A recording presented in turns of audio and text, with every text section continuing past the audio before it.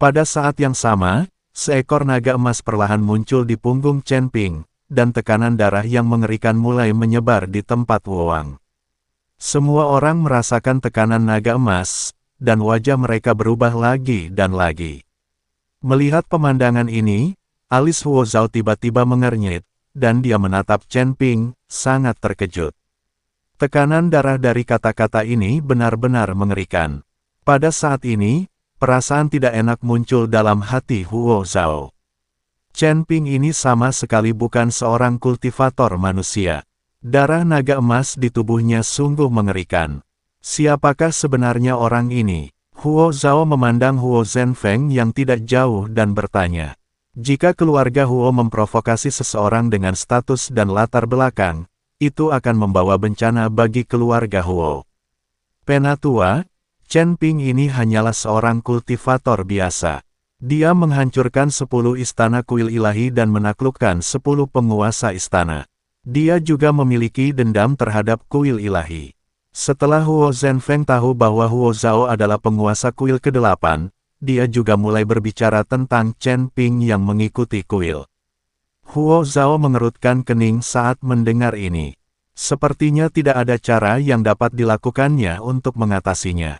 Pada saat ini, fitur wajah Chen Ping tampak ganas, dan dia menarik busur Raja Dewa dengan seluruh kekuatannya.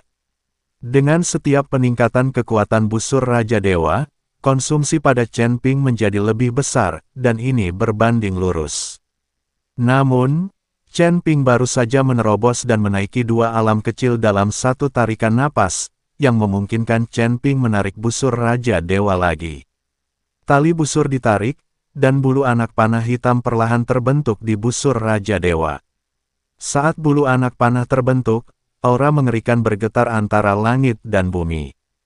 Melihat busur Raja Dewa di tangan Chen Ping, ekspresi Huo Zhao berangsur-angsur menjadi serius. Dia menatap Chen Ping lekat-lekat dan perlahan mengepalkan tangan kanannya. Pada saat ini, mustahil baginya untuk pergi.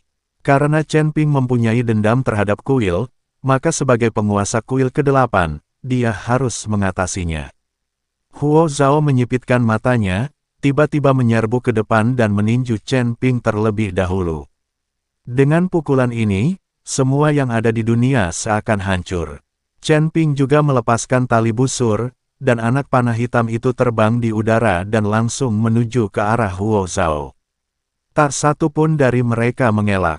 Ini pertarungan yang sulit. Ledakan. Dengan suara keras, seluruh negeri Wuwang terpelintir dan tampak seperti akan runtuh sewaktu-waktu.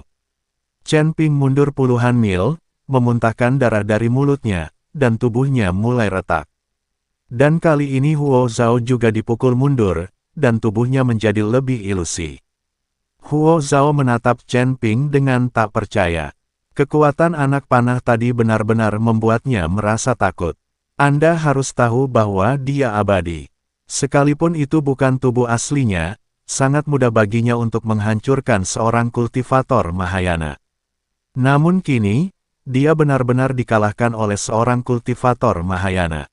Terlebih lagi, dia gagal membunuh Chen Ping setelah beberapa gerakan. Yang lebih penting adalah garis keturunan Chen Ping menjadi semakin menakutkan, dan tidak ada cara untuk menghapusnya.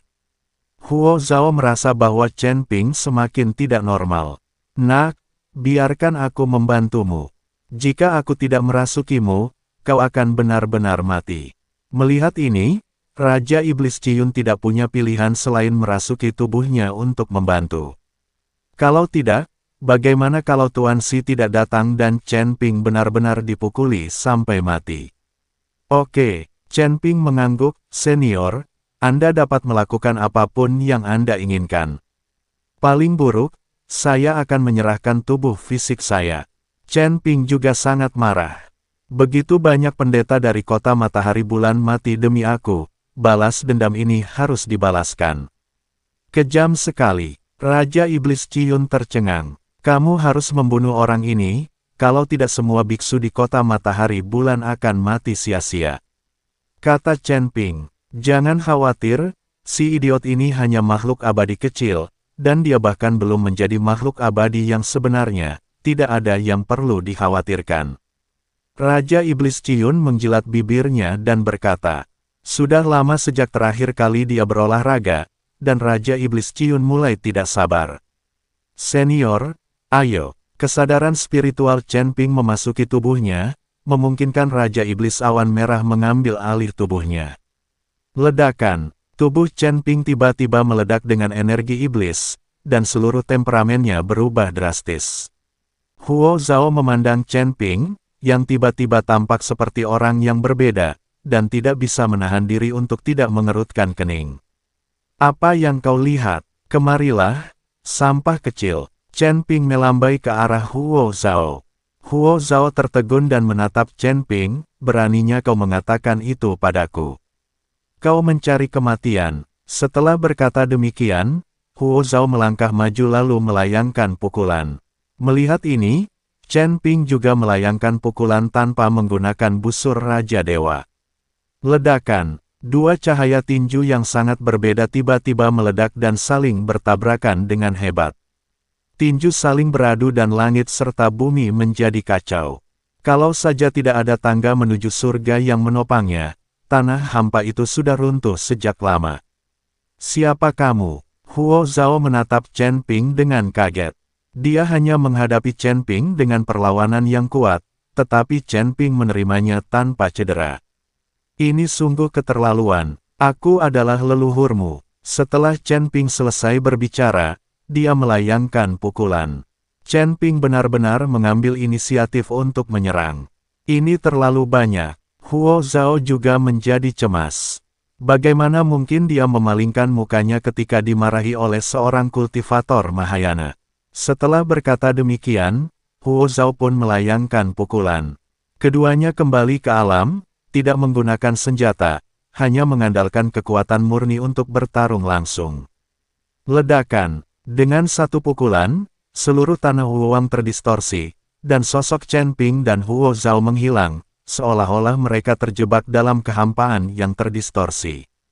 Semua orang menatap kosong, dan tidak bisa merasakan kehadiran Chen Ping dan Huo Zhao. Lin Chong dan yang lainnya mulai khawatir. Meskipun Chen Ping telah naik 2 tingkat, dia masih jauh di belakang Huo Zhao. Tuan Muda Ming juga melihat ke dalam kehampaan, alisnya berkerut, dan wajahnya tampak tidak terlalu syok. Tuan Huo, tetua keluargamu ini bahkan tidak bisa mengalahkan Chen Ping yang berada di alam Mahayana, kan?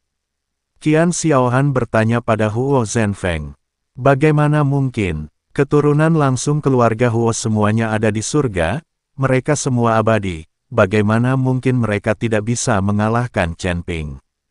Huo Zhenfeng menggelengkan kepalanya. Dia tidak percaya bahwa para dewa di surga tidak dapat mengalahkan Chen Ping, seorang kultivator Mahayana.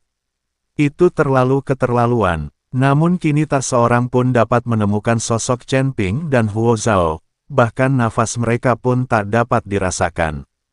Tidak seorang pun tahu di mana mereka berdua bertarung melalui kekosongan yang terdistorsi. Tuan Qian, apakah Anda punya pembantu?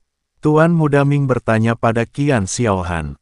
Keluarga Huo menggunakan token itu untuk memanggil para tetua, sekarang giliran keluarga Qian. Saya bisa. Setelah Qian Xiaohan selesai berbicara, dia menjepit jarinya dan bentuk Bagua perlahan muncul di antara langit dan bumi. Semua orang mendongak dan mendapati bahwa dari bentuk Bagua, seorang pria kekar berpakaian tebal perlahan berjalan keluar sambil membawa palu meteor di tangannya. Pria besar itu tingginya 100 meter, seperti gunung kecil. Setelah pria besar itu muncul, setiap langkah yang diambilnya membuat langit dan bumi bergetar. Semua orang tercengang saat melihat pemandangan ini.